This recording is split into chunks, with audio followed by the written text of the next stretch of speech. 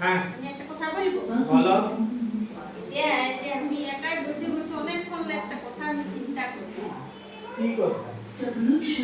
না ভোরে উঠো হ্যাঁ ভোরে উঠিয়ে নিয়ে কত কষ্ট করো হুম টোটো নিয়ে যাও হ্যাঁ হ্যাঁ কত কষ্ট পয়সা নিয়ে আসো হুম আর আমরা কি করি ওই পয়সাটা খরচ করি কখনো বলি শাড়ি দিব তো কখনো বলি এইটা এনে দাও ওইটা এনে দাও আমরা কত ইয়া করি বলো বাহ, তোমার এই কথাটা শুনে আমি আমার অকান্তিটা দূর হয়ে গেল।